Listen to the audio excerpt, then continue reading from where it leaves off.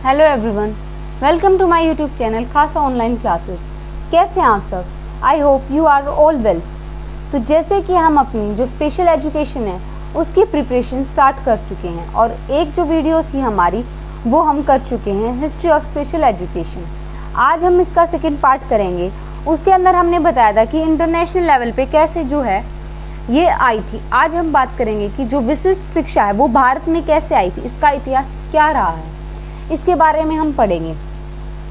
ये टॉपिक ज़्यादा समझने का नहीं है, इसमें ज़्यादा चीज़ें याद करने की हैं, तो इसलिए मैंने क्या है इस टॉपिक के पहले से ही नोट्स प्रिपेयर कर रखे हैं।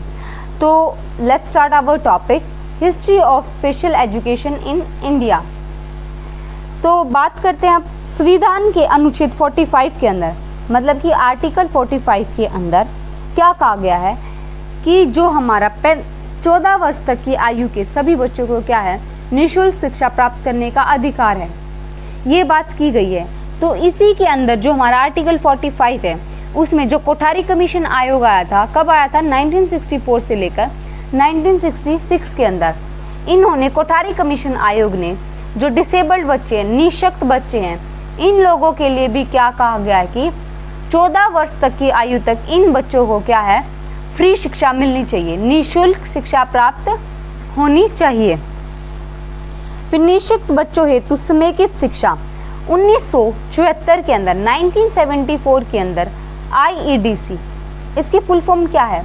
Integrated education for the disabled children, मतलब कि निःशक्त बच्चों हेतु समेकित शिक्षा योजना जो है शुरू की गई थी कि मतलब इन बच्चों को क्या समावेशी शिक्षा क्या है मिलनी चाहिए कि ये बच्चे नॉर्मल बच्चों के साथ ही क्या है सीख सकते हैं।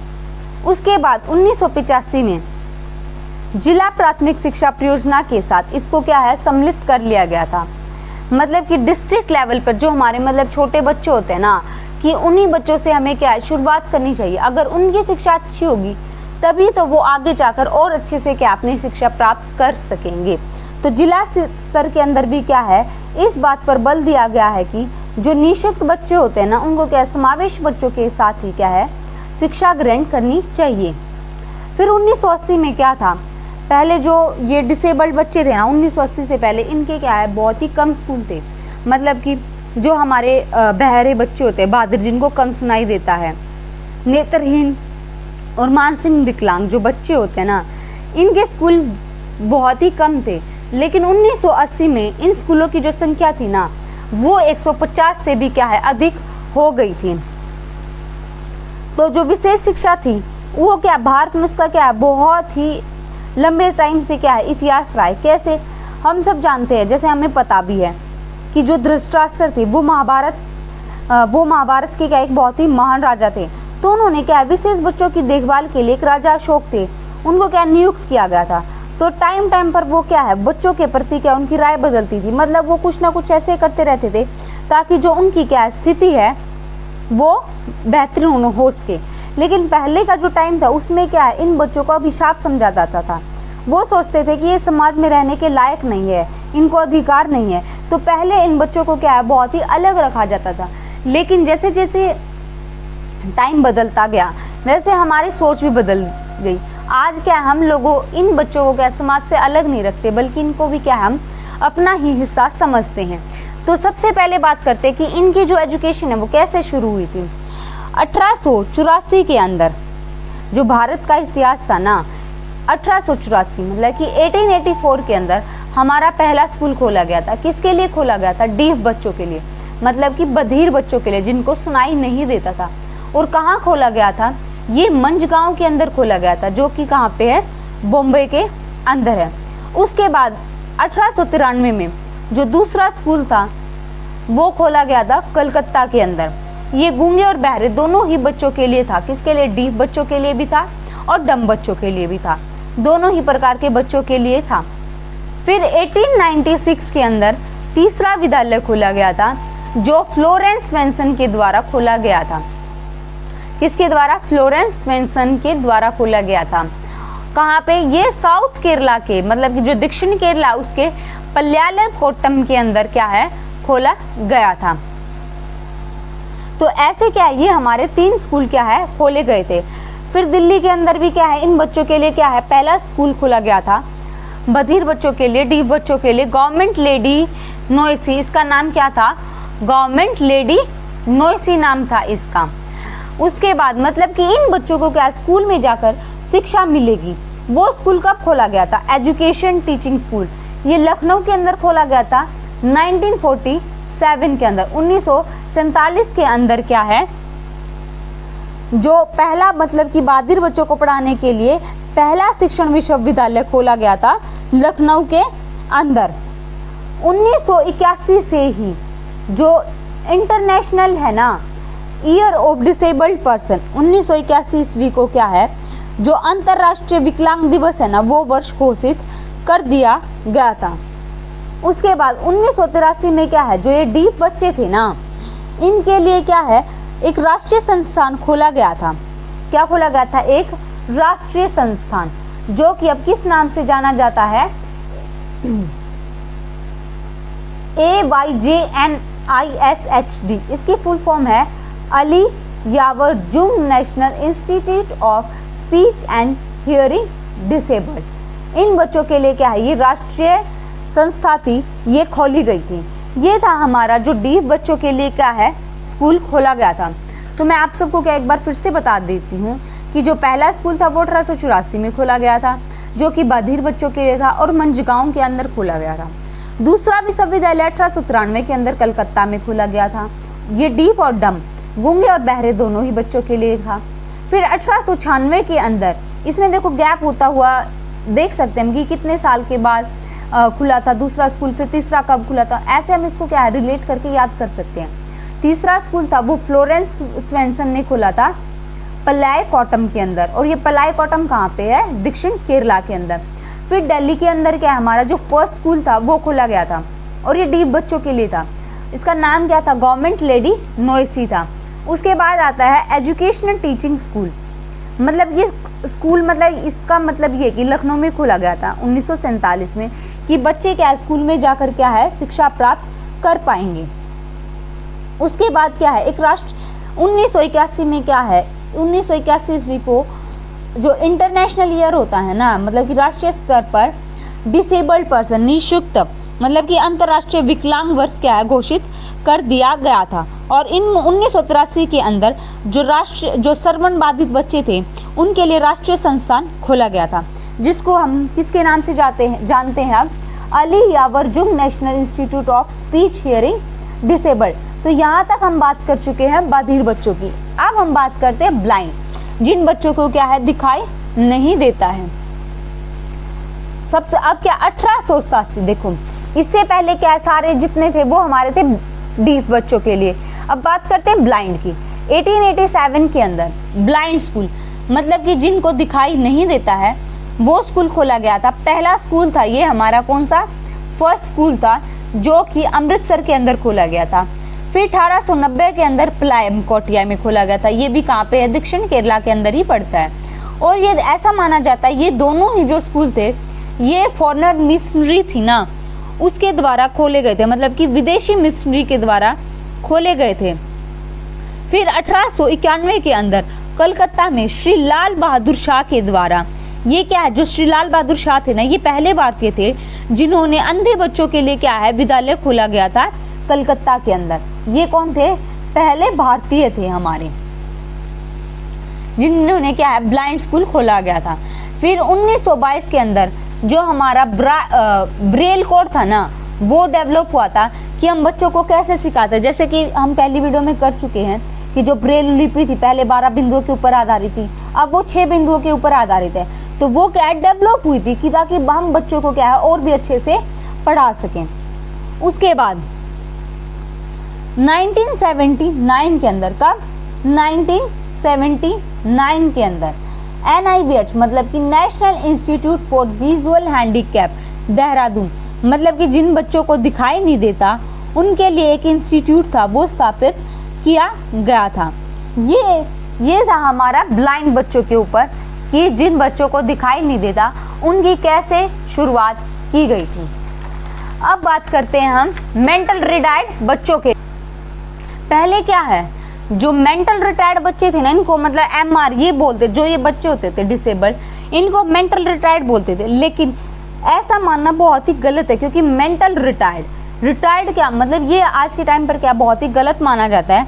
आज हम इन बच्चों को क्या है, लर्निंग डिसेबिलिटी मतलब कि इंटेलेक्चुअल डिसेबिलिटी बोल लो या लर्निंग डिसेबिलिटी बोल लो, आप लोग कुछ भी बोल सकते हैं। मतलब कि इनको बौद्धिक अक्षमता, मतलब कि इन बच्चों को क्या है, सीखने में प्रॉब्लम होती है। इन बच्चों को इंटेलेक्चुअल डिसेबिलिटी के नाम से क्या है, जाना जाता है, बौद्धिक अक्षमता के नाम पर। सबसे पहले जो मानसिक मंदता थी उसको क्या आयुर्वेद के अंदर बताया गया था, ये इतना इम्पोर्टेंट नहीं है। तो पहले बात करते हैं हम, जब भारत था, पहले भारत में केवल जो मानसिक मंद बच्चे होते थे, मतलब कि जिनमें सीखने की जो अक्षमता होती है वो कम होती है ना, उनके सिर्फ और सिर्फ 3 स्कूल थे पहले 1947 तक। उसके बाद क्या है, जो हमारा पहला सेरेब्रल पैल्सी स्कूल, ये भी क्या हमारी एक ब्रेन से जुड़ी हुई प्रॉब्लम है। इन सब बीमारियों के बारे में क्या हम आगे पढ़ेंगे कि कैसे होती हैं, किस तरीके से होती है, और इन्हीं के बेसिस पे क्या ज़्यादा क्वेश्चन पूछे जाते हैं एग्जाम्स के अंदर। तो जो सेरेब्रल पैल्सी स्कूल था ना पहला, वो 1973 में खोला गया था। फिर 1984 के अंदर ये नेशनल इंस्टीट्यूट खोला गया था फॉर मेंटल हैंडीकैप, बच्चों के लिए खोला गया था। मतलब कि जिन बच्चों को क्या बौद्धिक अक्षमता होती है उनके लिए एक संस्था खोली गई थी। और ये कहाँ पे है, सिकंदराबाद। और सिकंदराबाद कहाँ पे है, ये तेलंगाना स्टेट के अंदर पड़ता है। ये 1984 में क्या है, खोली गई थी। उसके बाद ये थी हमारी मतलब कि मेंटल रिटायर्ड हो गया, डीप बच्चे हो गए इनके। अब हम बात करेंगे कुछ इंस्टीट्यूट आते हैं हमारे कि ये कहाँ पर हैं, इनके हेडक्वार्टर कहाँ पे है, और इनकी संस्थाएं मतलब कि ये कब स्थापित हुई थी और इनका काम क्या है, इनके बारे में हम पढ़ेंगे। तो सबसे पहले हम बात करते हैं national council of educational research and training, मतलब कि राष्ट्रीय शैक्षिक अनुसंधान और प्रशिक्षण परिषद। इसकी जो स्थापना है वो सितंबर 1961 के अंदर की गई थी।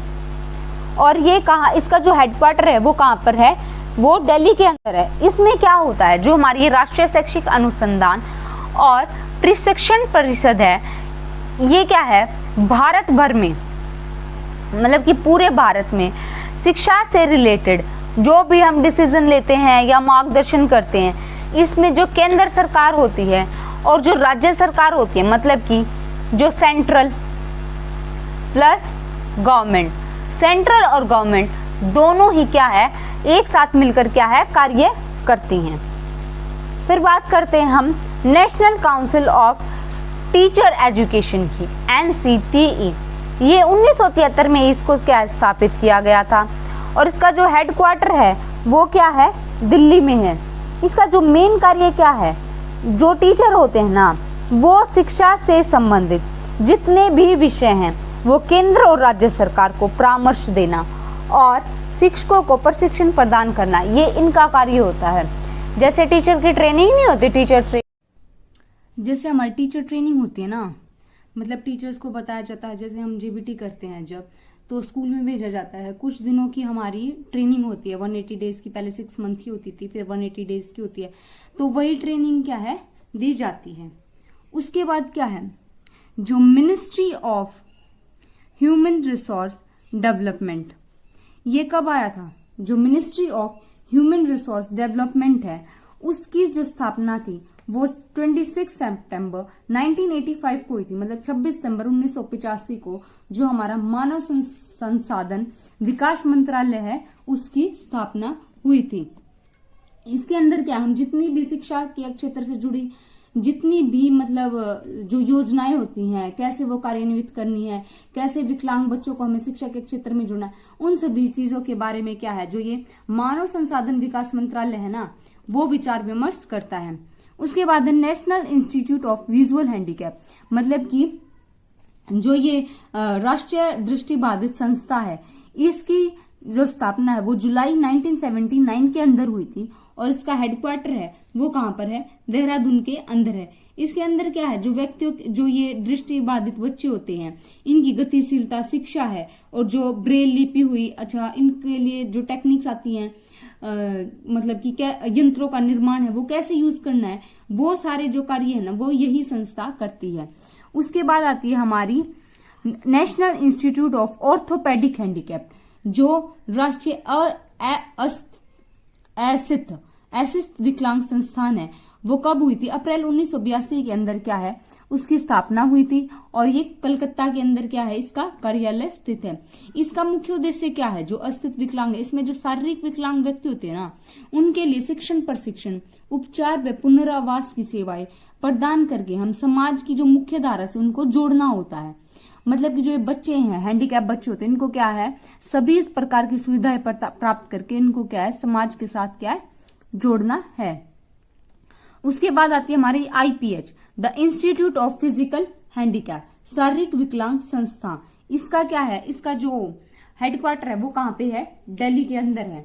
अच्छा, शारीरिक जो विकलांग है इसके अंदर क्या है, इसका उद्देश्य क्या है, जो विकलांग बच्चे होते हैं ना उनको क्या पुनर्वास के लिए क्या है बढ़ावा देना है कि ये बच्चे क्या वहां पर रहे और आगे की जो अपनी शिक्षा वगैरह वो सारी चीजें पूरी करें। उसके बाद आता है हमारा ALMCI, मतलब ये हम पीछे भी पढ़ चुके हैं, अली यावर जंग national institute for the hearing impairment. इसके अंदर क्या है, ये 1972 में था और ये कहाँ पे है, कानपुर के अंदर है। मतलब कि अली यावर जंग राष्ट्रीय श्रवण विकलांग संस्थान कि मतलब जिन बच्चों को सुनाई नहीं देता ना ये उनके लिए है। इन बच्चों को वो जो नैदानिक है, चिकित्सा है, व्यवसायिक है, वो सभी प्रकार की सेवाएं क्या वो प्रदान करता है।